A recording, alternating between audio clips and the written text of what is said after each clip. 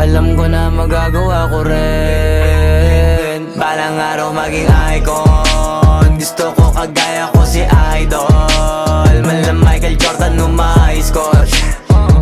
Kilalang magaling pagdating sa ring. Balang araw maging icon. Gusto ko kagaya ko si Idol. Kaya yung tiyaga ko tina-times 4. Rat-rat lagi parang rifle.